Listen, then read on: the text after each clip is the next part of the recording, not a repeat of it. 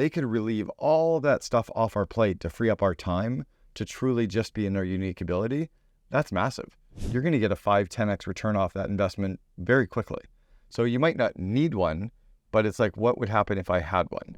So I'm holding in my hands the second in command. Yep. All right. Unleash the Power of Your COO. We're going to go through the book. Yeah. And anything that's not in the book, obviously people need to read the book. They need to get the book. But this will be sort of a setup for anyone that's already read it. It's a great book. Or why should they look into this book and what does that even mean? So the second in command is obviously the COO. So I'm going to ask you to define what a COO even is. But first, who is Cameron Herold? Okay. I'm Cameron Herold. I was the founder of the COO Alliance, the founder of the Second in Command podcast, a lifelong entrepreneur. I've also played the second in command role a few different times for a few different companies. And one of the reasons I even called the book The Second in Command is sometimes it's a COO, sometimes it's a VP of operations, sometimes it's a director of operations, sometimes it might even just be your executive assistant. But it's who is really the yin and yang to you as the entrepreneur. So I wrote the book as a way to help companies understand how to recruit one, how to onboard them, and how to build a really strong relationship with one. Because there's a lot of times kind of people screw that one up as well. At what point does someone determine they need a COO? Because usually it's when it's so messy that, oh, now we're trying to fix it, versus let's look at the preventative aspects of it and let's approach it for someone who their business is kind of chaotic and they don't have any. So how do you approach this? Both sides. Okay. So at the end of the day, we only start a company for one of three reasons: either to give us money, to give us free time, or to put a stake in the ground and say we accomplished something, right? After we've got our business up and running, we've pretty much accomplished something. At some point, we have enough cash, but often we don't have the proper life. So sometimes our business is draining us. You like to talk about ELF, right? Easy, lucrative, and fun. And if an entrepreneur is working on stuff that is draining them of energy, is frustrating them on a day-to-day basis, their business is destined to flatline. So you can bring on a second in command as a way to actually get all the stuff off your plate that drains you of energy that you're not good at. That usually will really accelerate the growth of your business. So that's number one. Secondly is if you're just not able to spend the time on the areas that you could be, right? If you're so busy managing the day-to-day and you have no time for strategy, no time for culture, no time for networking, no time for growth, and no time to really grow your direct reports. If you're merely managing them and overseeing them, but you have no time to remove their obstacles, grow their competence, grow their confidence, you're really kind of dead in the water there as well. So that's really the other part, is to give you that time to actually scale it properly.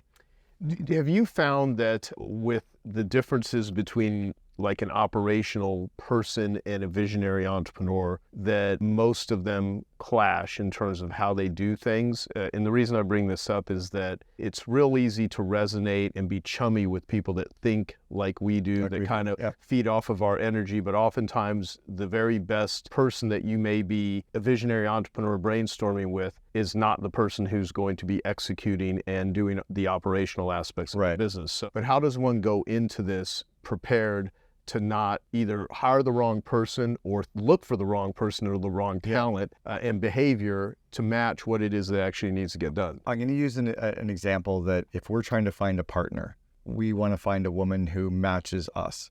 We're not hairy versions of women. We see the world differently. We approach the world differently. We perceive things very differently. And for us, we have to try to learn how to talk with women, and they have to learn how to talk with men. And when we do, to understand each other and communicate better, we have a really strong relationship. Very similar for the CEO and the COO. We have very different personality profiles.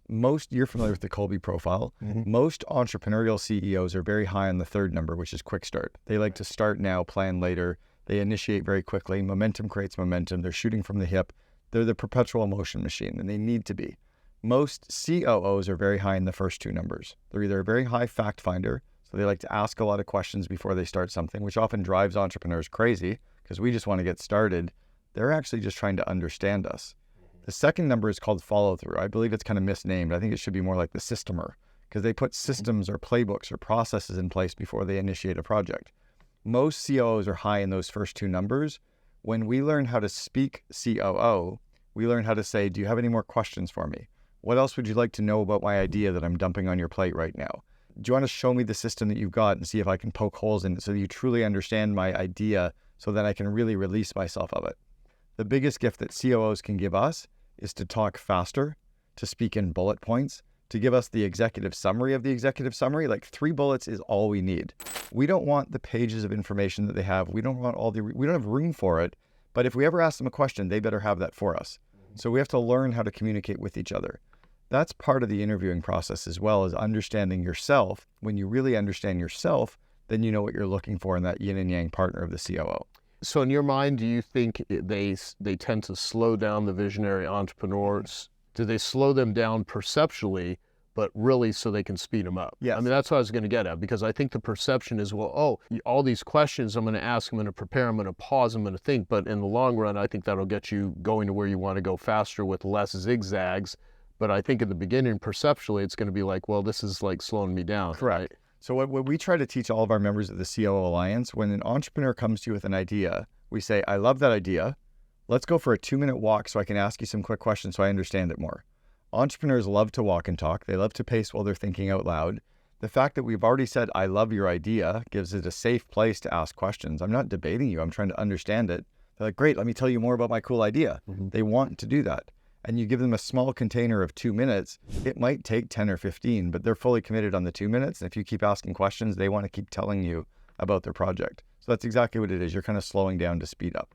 What are the warning signs or the indicators that you need a COO in a company? I mean, I want to get to compensation. I want to get to different ideas. And part of it too is, at what stage do you outgrow talent? And then you know, because we could have, I mean, we do this whole session there too. Yeah. You have this need. How do we know we need it? When do we do it? Sometimes it's a need and sometimes it's an opportunity, right? Like the opportunity is, what would happen if I had a COO? Could that accelerate the growth of my business? Could that free up time so I'm working in my unique ability, as Dan Sullivan talks about?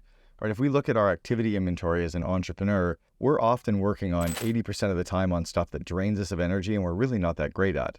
So maybe we don't need one. But if we had one and we paid $250,000, $350,000 for a really good seasoned COO, they could relieve all of that stuff off our plate to free up our time to truly just be in our unique ability. That's massive. You're going to get a 5-10x return off that investment very quickly. So you might not need one, but it's like, what would happen if I had one? How do you know if you need one? If you just don't have any time to spend with your team, if you're literally running from day to day. If the projects that are related to you that fall on your shoulders are so backed up that you've got like a 3-month runway of projects, you're just getting in your own way, right? And it's your business. So you're not hurting anyone else but yourself. When you say, 5 to 10 times return, then let me just take that number, because the big elephant in the room is like, well, I would have all of these things if A, I had the money to do it, and B, the money I was spending was not an expense, it was an investment, right? So I try to look at everyone on my team as an investment, not as an expense. And I have made bad investments. And some of the bad investments have been because I've made wrong decisions, they weren't trained well, or I just picked the wrong person, right? So there's all kinds of reasons.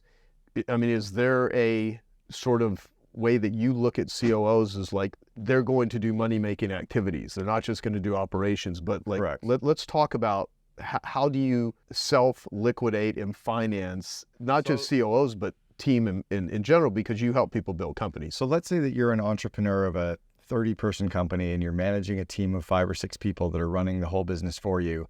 And you're deep in the day-to-day of operating the business, running the business, taking care of people, but you're also an amazing rainmaker. Like every time you go to an event, you show up at a mastermind, you do a speaking event, you do a podcast interview, you're this big rainmaker for the company, but you have no time to do it. If you just hired a COO to take 80% of your schedule off your plate, to free you up to spend 2 more hours a day, 10 more hours a week on rainmaking activities, your business goes through the roof. And because you can actually show up, even if you only did 2 more hours a week on that stuff, but you showed up with the right energy because you're not drained working on all the areas that suck up your time and energy, you're going to actually show up and perform better. Or if you can actually take care of your body and take care of your mind and take care of your health and take care of your relationships, you're going to show up better as an entrepreneur. The CEO is the chief energizing officer, right? We have to show up and infuse energy, and then it's the opportunity. Is it good energy or is it draining energy? So if you can remove it, that's one way that you'll actually get the 5 to 10x return. So don't stop now. Click here. There's more great videos that you can keep learning from, and together we're unlocking amazing leadership lessons together.